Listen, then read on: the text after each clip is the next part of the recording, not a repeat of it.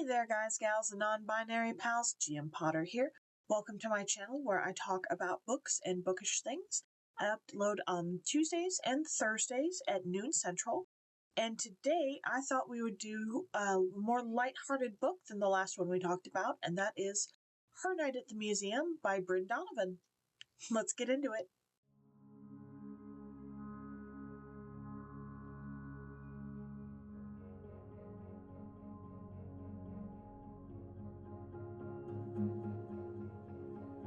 Okay, so coming in hot with the book blurb, we have a centuries-long curse is no match for romcom shenanigans when a medieval knight is brought into modern-day Chicago.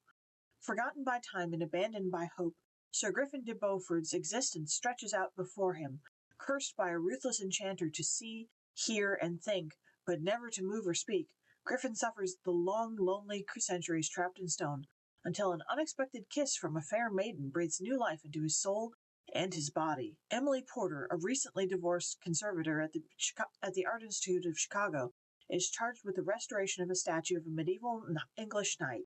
Breaking curses was not part of the job description, and yet here she is. The man of her dreams comes to life, resplendent in shining armor as he joyously barrels into the priceless antiquities, and goes on to dismantle her defenses, wreak havoc on her senses, and tempt her to believe once more in happy ever afters. But the modern age tries Griffin's patience and pride, and Emily is prime suspect in the investigation of the missing sculpture.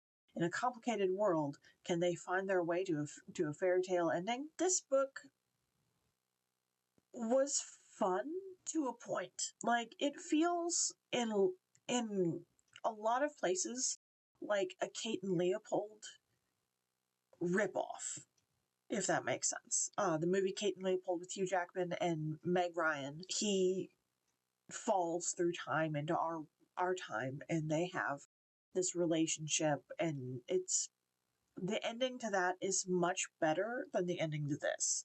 The story was kind of meh. It was fun, but it was all fluff, no substance.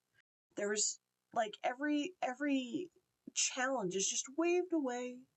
Like, at one point, he's, like, there's an investigation and the FBI is involved for the theft of the sculpture that's him. They're not going to find the sculpture ever because it came to life. And it's just kind of like, oh, tra-la-la, whatever. Like, even when the FBI agent, like, arrests her, it's just kind of hand-waved off. Griffin is a knight from the 1400s and is oddly immune to modern diseases, even when he gets vaccinations. Like, they take him to get vaccinated, and he's fine. He doesn't even experience anything towards the vaccinations. He's protective and willing to learn. He's a technical virgin. He's done everything except P&V. Emily is a new divorcee. She's more than a little flighty. She's a museum conservator, which means she restores the artifacts. She's won for the theft of Griffin's statue. What was weird was that she's like, oh, this is a sexy statue.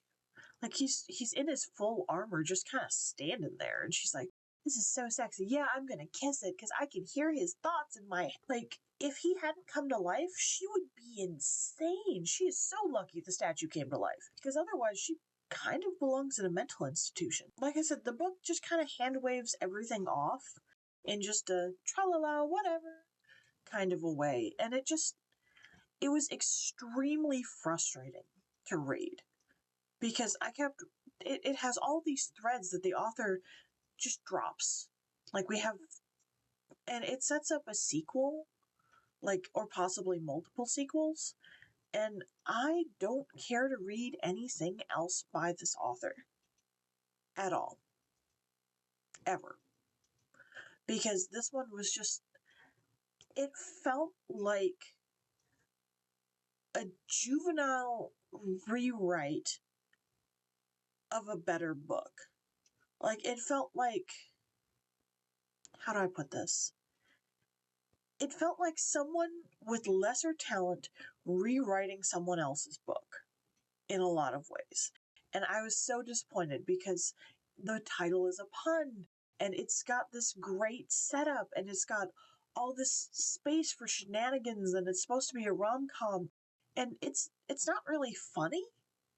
So we're missing the com, and their relationship pretty much just revolves around them lusting after each other and pouncing on one another. So we're kind of missing the rom too. Like they're just horny for each other, and so we're missing the romantic aspect, like him being this genuine knight and chivalrous and things. We're missing the funny in a lot of ways, and it was disappointing. Like it wasn't. This book has a 3.5 on Goodreads currently as I'm filming this, and I gave it 3 stars because it's just largely forgettable. Which I had to go back to my notes and be like, did I finish this one? Oh yeah, that was the ending. Right. The ending was dumb.